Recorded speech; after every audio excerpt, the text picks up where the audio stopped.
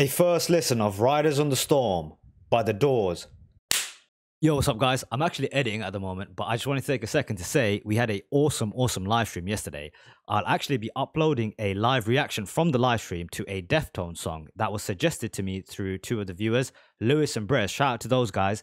Because of them, I now know that Deftones makes awesome music, so you guys can look forward to that. I'll be live again Monday, 11 p.m. UK time. I'll put everything up on the screen. We will be together watching the greatest and funniest live performance failures. So if that sounds interesting to you, click follow on the link down below. I'll put it in the description. I'm also about halfway to becoming an affiliate on Twitch. We need 50 followers. So it'd be awesome and much appreciated if you guys can click follow on that link. Other than that, let's get into the reaction. So this is the first track of The Doors I've reacted to on this channel. This song is from their 1971 album, LA Woman. Now this band has an unbelievable output for the short amount of years together. They have a bunch of albums in the span of maybe 5 or 6 years.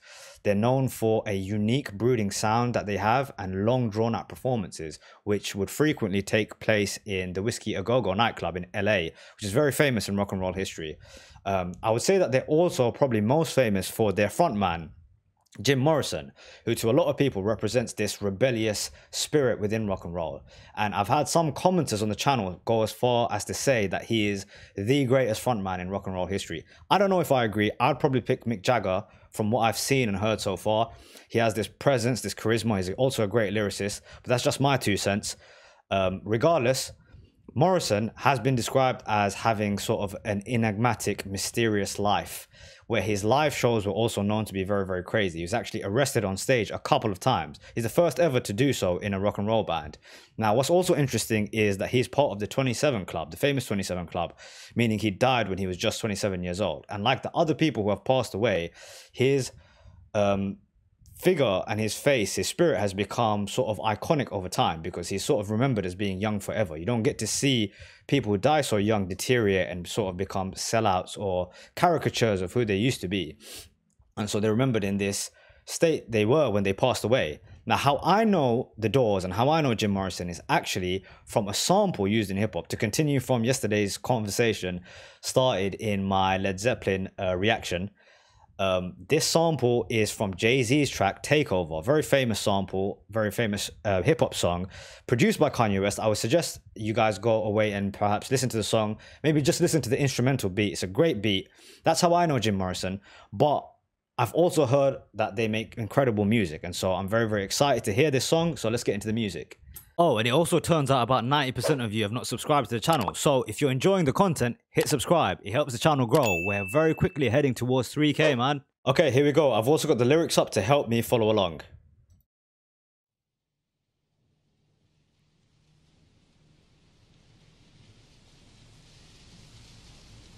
Rainfall.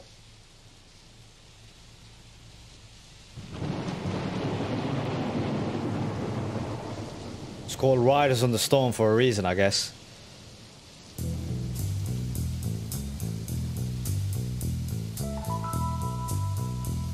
Oh.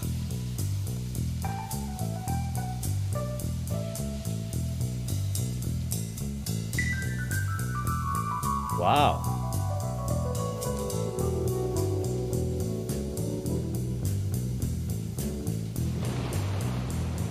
Whoa, what a cool atmosphere. Riders on the storm.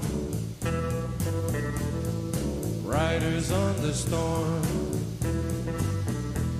Into this house we're born. Into this world we're thrown.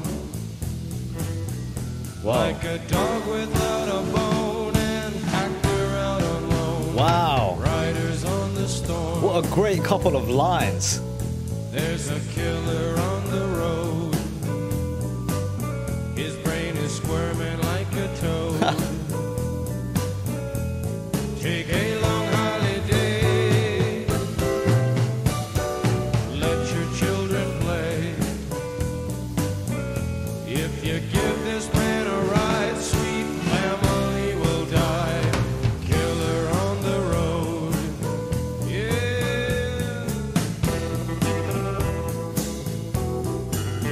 Oh. Wow.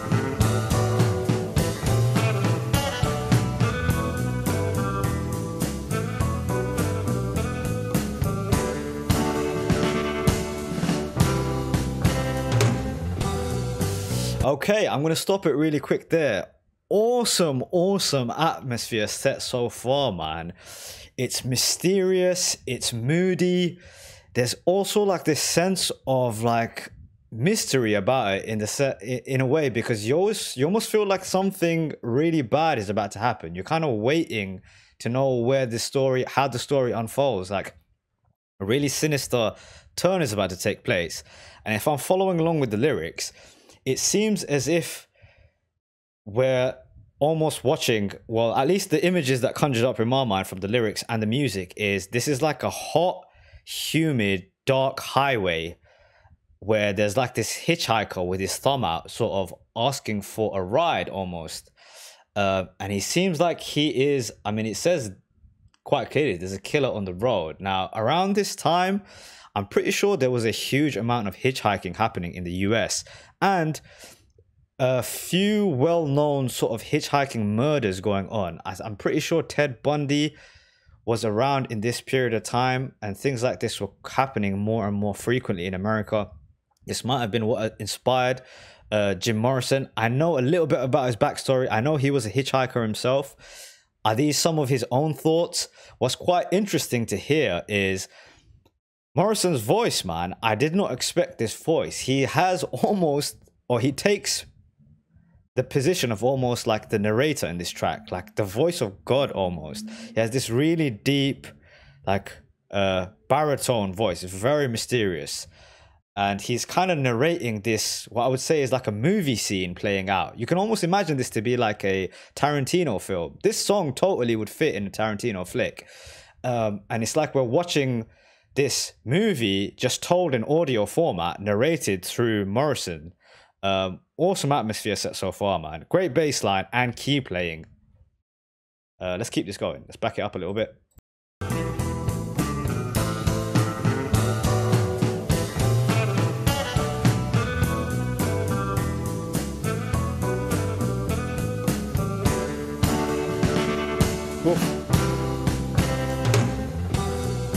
Oh, what an atmosphere. The thunder comes in as well. Girl, you gotta love your man. Girl, you gotta love your man. Take him by the hand. Make him understand. The world on you depends. Our life will never end. Gotta love your man. Yeah. I love it when he does that. Yeah.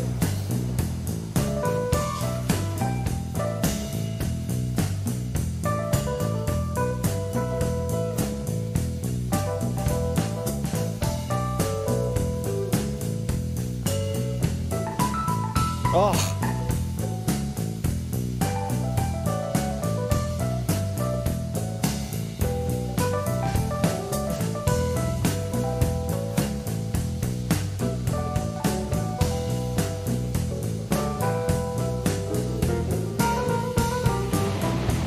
Oh.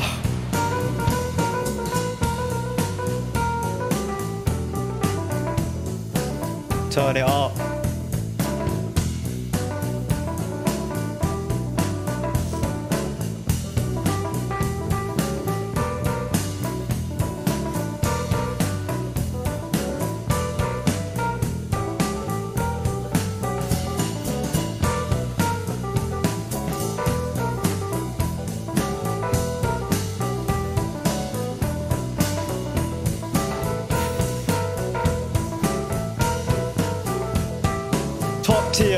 Top tier piano playing.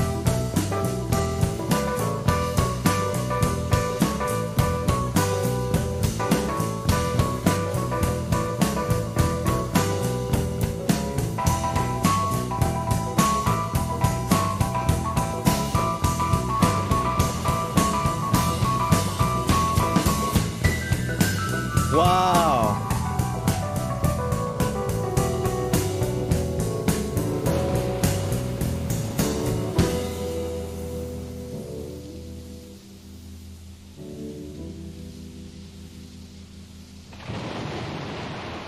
Whoa.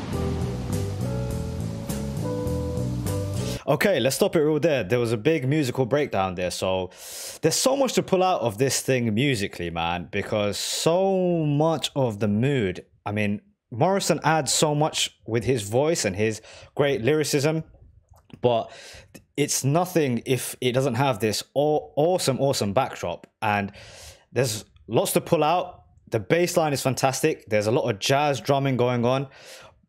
All those parts to me are great supporting acts for what I think is the star of the show, which is the keys, man. The keys. The guy on the piano, I think his name is Ray Mazarek, something like that. His name was Ray Manzarek, if I remember correctly. He is doing an awesome job. I think this is jazz piano. This is what they call jazz piano. But he had what was, I guess, a piano solo in the middle of this thing. Not very common in rock music, but I absolutely loved it. And to kind of speak on that fact, a lot of commenters sort of have been saying that some music sort of classified as rock and roll, and there's a difference. For them, rock and roll means a certain thing with the drums. It has to be heavy in the same sense that Bonham used to play the drums. For them, that's rock and roll drumming. They perhaps wouldn't classify this. I guess this is more along the lines of jazz drumming. Whatever it is, that dude's doing an awesome job. And this instrumental is laced with mystery. You're always kind of wondering what is happening next. Where's this story unfolding? It's quite cool that they've laced the musical elements of the song with the same feelings you get from the lyricism in the story, because you're not sure, does this hitchhiker eventually murder the people who he gets on this ride with? There's some awesome lyrics throughout it. I kind of missed speaking about it in the first verse, but this might be the best couple lines where he says, in this right beginning bit where he says, well, it's part of the chorus, into this house we're born, into this world we're thrown, like a dog without a bone, an actor out on loan. Oh, what great lines. Into this world we're thrown, an actor out on loan. It's like we're on this earth to play a part, he's almost saying. Like this thing is a whole stage, a big sort of performance for you. And I guess God is the witness to all of it. And I feel like Morrison's part in this track is to kind of play the voice of God. Awesome stuff so far, man. Let's get back into this thing.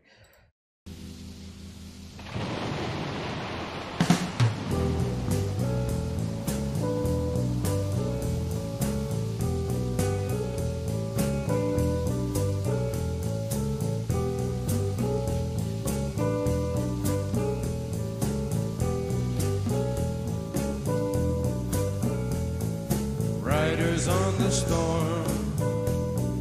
Oh, what a voice. Riders on the storm. Into this house we're born. Into this world we're thrown. Like a dog without a bone, and actor out on loan. Riders on the storm.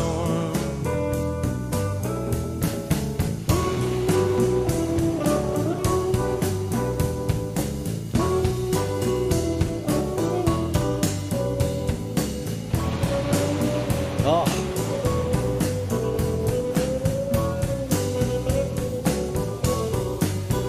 I'm watching a movie in my head. Riders on the storm. Riders on the storm. Riders on the storm. Riders on the storm.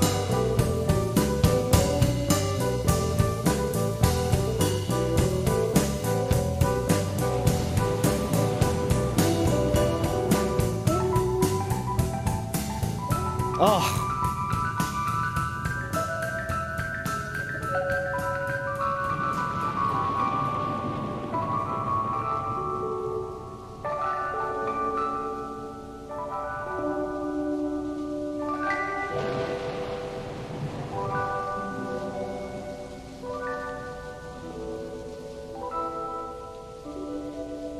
Wow.